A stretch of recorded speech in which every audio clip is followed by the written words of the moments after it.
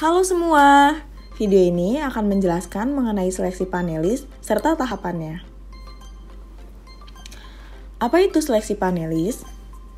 Seleksi panelis merupakan pemilihan panelis untuk pengujian sensori agar hasil data pengujian yang didapatkan bersifat valid. Panelis terdiri dari beberapa macam, seperti panelis perseorangan atau ahli, panelis terbatas, panelis terlatih, panelis agak terlatih, panelis tidak terlatih, panelis konsumen, dan panelis anak-anak. Tujuan seleksi panelis pada video ini adalah untuk memilih panelis terlatih. Dalam memilih panelis, terdapat beberapa tahap yang harus dilaksanakan, seperti tahap wawancara, tahap penyaringan, tahap pemilihan, tahap pelatihan, dan tahap uji kemampuan. Pertama, calon panelis akan diwawancarai. Wawancara dapat dilaksanakan dengan tanya jawab atau kuesioner yang bertujuan untuk mengetahui latar belakang calon panelis termasuk kondisi kesehatannya. Selanjutnya, tahap penyaringan. Pada tahap ini perlu dilakukan untuk mengetahui keseriusan, keterbukaan, kejujuran, dan rasa percaya diri. Selain itu, dapat dinilai pula tingkat kesantaian, kepekaan umum dan khusus, serta pengetahuan umum calon panelis. Selanjutnya, tahap pemilihan. Pada tahap ini, dilakukan beberapa uji sensori untuk mengetahui kemampuan seseorang. Dengan uji-uji ini, diharapkan dapat terjaring informasi mengenai kepekaan dan pengetahuan mengenai komoditi bahan yang akan diujikan. Tahap selanjutnya yaitu tahap latihan, bertujuan untuk pengenalan lebih lanjut sifat-sifat sensori suatu komoditi dan meningkatkan kepekaan serta konsistensi penilaian. Sebelum tahap latihan dimulai, panelis perlu diberikan instruksi yang jelas mengenai uji yang akan dilakukan dan larangan yang disyaratkan seperti larangan untuk merokok, minum minuman keras, menggunakan parfum, dan lainnya. Setelah mendapat latihan yang cukup baik, calon panelis akan masuk dalam tahap uji kemampuan. Calon panelis akan diuji kemampuannya terhadap baku atau standar tertentu dan dilakukan berulang-ulang sehingga kepekaan dan konsistensinya bertambah baik. Setelah melewati kelima tahap tersebut, maka panelis siap menjadi anggota panelis terlatih. Pada tahap pertama yaitu wawancara. Calon panelis akan melakukan pengisian kuesioner serta wawancara yang meliputi biodata, kebiasaan sehari-hari, dan hal-hal yang disenangi maupun tidak disenangi. Biodata meliputi informasi mengenai diri calon panelis seperti pendidikan, pekerjaan, umur, dan kepribadian panelis.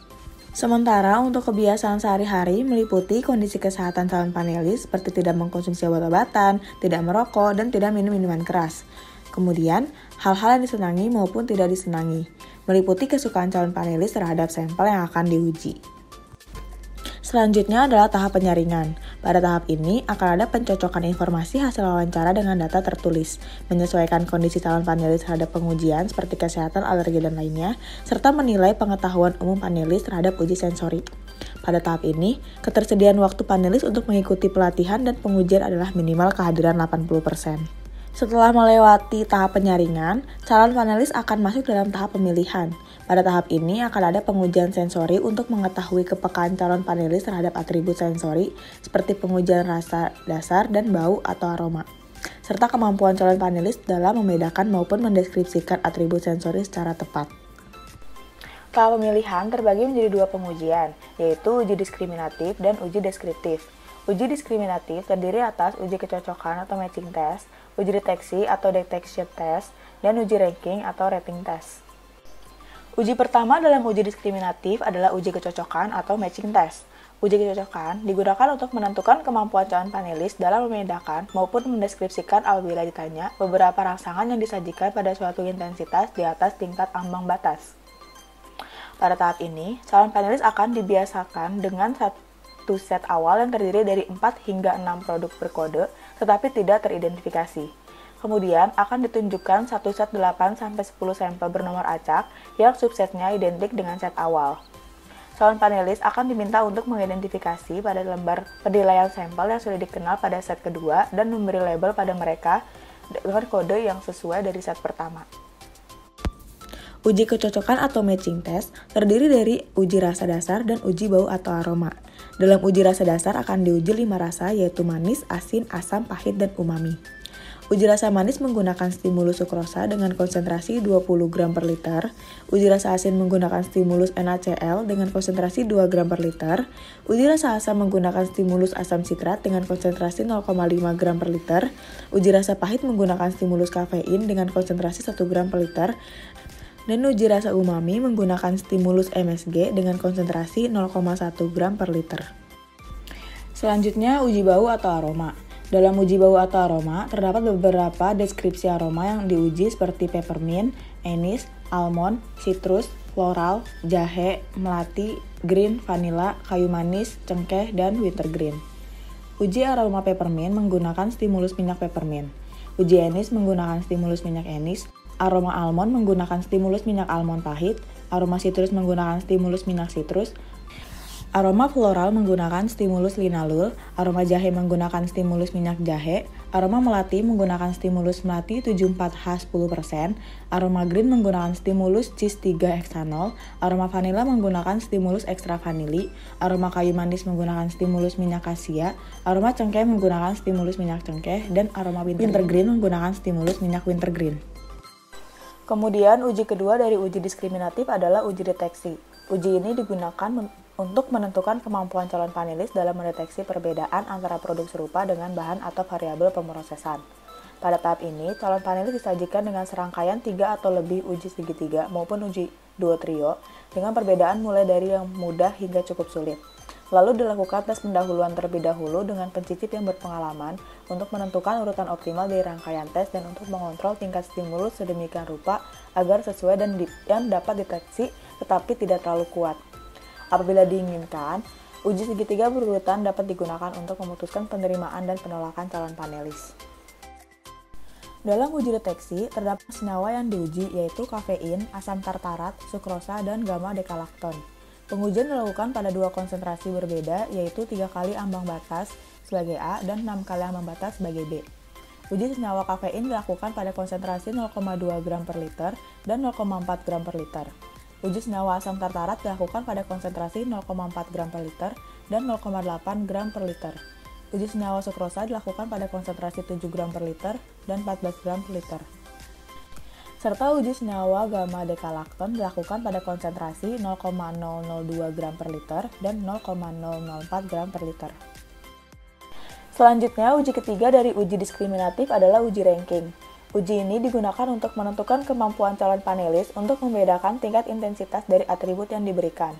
Pada tahap ini, calon panelis diminta untuk menilai dengan skala yang sesuai apabila ini adalah metode yang nantinya akan digunakan panelis uji. Namun jika tidak digunakan panelis uji, maka gunakanlah peringkat. Kemudian, calon panelis diberikan sampel dengan urutan acak di mana satu parameter berada pada tingkat berbeda yang mencakup kisaran yang ada dalam produk yang diminati. Selanjutnya, calon panelis diminta untuk memberi peringkat pada sampel menggunakan skala yang ditentukan sesuai tingkat atribut negara yang ditempati. Dalam uji ranking, dilakukan pengukuran intensitas untuk rasa asam, manis, pahit, dan asin, aroma alkohol, serta tekstur kekerasan dan kerapuhan. Stimulus yang digunakan untuk rasa asam adalah asam sitrat dan air dengan satuan gram per liter dengan konsentrasi 0,25, 0,5, 1, dan 1,5. Untuk rasa manis, digunakan sukrosa dan air dengan satuan gram per liter dengan konsentrasi 10, 20, 50, dan 100. Untuk rasa pahit, digunakan kafein dan air dengan satuan gram per liter dengan konsentrasi 0,3, 0,6, 1,3, dan 2,6. Untuk rasa asin, digunakan NaCl dan air dengan satuan gram per liter dengan konsentrasi 1, 3, 5, dan 10. Untuk aroma alkohol, digunakan 3-metil-butanol dan air dengan satuan gram per liter dengan konsentrasi 10, 30, 80, dan 180. Untuk tekstur dan kekerasan, stimulus yang digunakan adalah keju krim, keju Amerika, keju tanah, dan irisan wortel. Sementara untuk tekstur kerapuhan, stimulus yang digunakan adalah muffin jagung, biskuit Graham, dan roti renyah halus. Tanda bintang pada stimulus diartikan dengan ketebalan 1/4 inci. Selanjutnya adalah interpretasi hasil pengujian pada uji diskriminatif. Untuk dinyatakan lolos, calon panelis harus mengikuti seluruh syarat sesuai dengan jenis pengujiannya. Untuk uji kecocokan atau matching test, nilai kecocokan yang benar harus lebih besar dari 75%. Sedangkan untuk uji atribut, nilai pemilihan deskriptor yang benar harus melebihi 60%. Untuk uji deteksi atau discrimination test terbagi menjadi 3. Untuk uji segitiga, diperlukan nilai benar lebih besar dari 60% pada tes mudah dan lebih besar dari 40% pada tes cukup sulit. Untuk uji dua trio, diperlukan nilai benar lebih besar dari 75% untuk tes mudah dan lebih besar dari 60% untuk tes cukup sulit. Yang disebut tes mudah adalah pada tingkat ambang batas 6 kali, sedangkan tes cukup sulit adalah tingkat ambang batas 3 kali. Sementara untuk uji ranking, peringkat calon panelis benar dengan kriteria urutan yang sama atau hanya membalikan pasangan yang berdekatan. Berikutnya adalah cara untuk merekrut panelis untuk uji deskriptif. Panelis akan diminta untuk mendeskripsikan produk dengan menggunakan atribut dan intensitas. Panelis harus mampu menggunakan istilah dan ekspresi besaran untuk menceritakan produk. Pembentukan panel akan merekrut panelis yang berminat dan berpotensial sebanyak mungkin. Panelis harus diberitahu tentang beberapa perincian seputar studi serta manfaatnya bagi mereka, seperti uang, pengetahuan, keahlian, dan lain-lain. Setelah direkrut, panelis akan diseleksi untuk pengujian deskriptif. Ketua atau pelatih panel harus menentukan kemampuan calon panelis dalam 3 bidang utama. Yang pertama adalah kemampuan untuk mendeteksi perbedaan karakteristik setiap sifat sensori yang diteliti beserta intensitasnya, seperti bau wangi, rasa, tekstur oral, rasa tangan, atau rasa kulit. Kedua adalah kemampuan untuk mendeskripsikan karakteristik tersebut dengan menggunakan deskriptor verbal dan menggunakan penskalaan untuk berbagai tingkat intensitas. Yang ketiga, kapasitas pengenalan abstrak.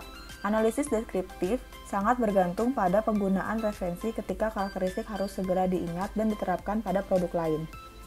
Berikut merupakan tugas-tugas yang perlu dilakukan untuk pengujian deskriptif, yaitu 1 set kuesioner penyaringan, 1 set uji ketajaman, 1 set tes peringkat, wawancara secara pribadi, dan simulasi panel. Selanjutnya, masuk pada tahap seleksi panelis keempat, yaitu tahap pelatihan. Tahap ini merupakan simulasi uji sensori yang sebenarnya, yaitu memiliki tujuan pengenalan lebih lanjut terhadap sifat-sifat sensori, serta meningkatkan kepekaan dan konsistensi penilaian. Sebelum tahap pelatihan dilakukan, panelis akan diberikan instruksi mengenai uji yang akan dilakukan serta larangan yang disyaratkan seperti larangan untuk merokok, minum minuman keras, menggunakan parfum, dan lainnya. Tahap terakhir atau tahap kelima dari seleksi panelis adalah tahap uji kemampuan. Setelah mendapat latihan yang cukup baik, panelis akan diuji kemampuannya terhadap standar tertentu dan dilakukan secara berulang-ulang sehingga kepekaan dan konsistensinya bertambah baik. Setelah melewati kelima tahap di atas, maka panelis akan siap menjadi anggota panelis terlatih. Demikian penjelasan mengenai materi tahapan seleksi panelis. Terima kasih telah menyaksikan.